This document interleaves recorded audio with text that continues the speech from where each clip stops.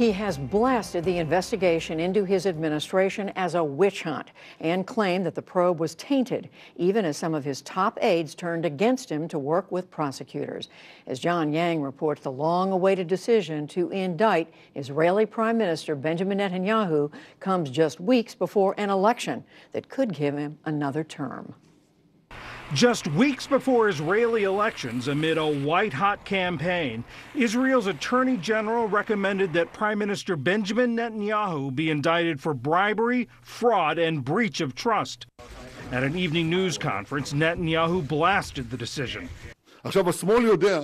The left is doing this because they know they can't beat us at the ballot box. For 3 years, they've been carrying out a political pursuit against us, an unprecedented hunting expedition with one goal: to topple the right-wing government led by me.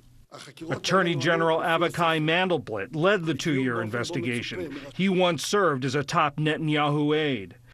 It's the first time in Israeli history that a sitting prime minister has been indicted.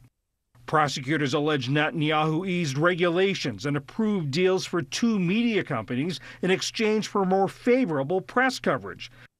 In addition, they say Netanyahu and his wife Sarah accepted $280,000 worth of gifts in exchange for political favors. Corruption allegations have dogged Netanyahu for much of his time as prime minister. But today's charges are a severe blow to his outsized political ambitions and standing, says former U.S. Ambassador to Israel Martin Indyk. So there's got to be this steady drip of revelations about what he said to various people that will sound very corrupt. And I think that's going to be a real challenge for him as he heads into this election on April 9th. Formal charges would be filed at a hearing after Israel's April 9th elections. Still, the indictment itself threatens his re-election in an already overheated political atmosphere.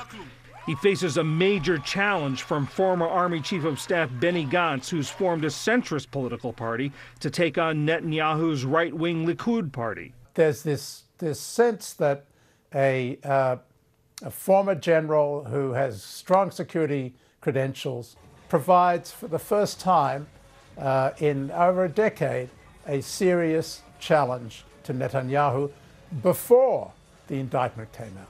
A Times of Israel poll shows Netanyahu and Gantz in a virtual tie. But when asked if an indictment would change their minds, more said they would support Gantz. Today, Gantz pounced on Netanyahu's troubles. I call on you, Benjamin Netanyahu, from here tonight, to come to your senses, show responsibility, and resign from your post. Netanyahu said today he will not resign, and he got a major boost from a key ally. President Trump spoke in Hanoi. He's done a great job as prime minister. He's tough, he's smart, he's strong. There is also the long-standing and long-suffering issue of the Israeli-Palestinian peace process and the coming plan from the Trump administration. Indyk says the prospects for that plan could actually be improved if Netanyahu loses. If there is a more centrist government, there is greater prospect that the Trump deal of the century could be more warmly embraced by the next government. The plan is now reportedly coming after the Israeli election, one that Netanyahu said today he intends to win. For the PBS NewsHour, I'm John Yang.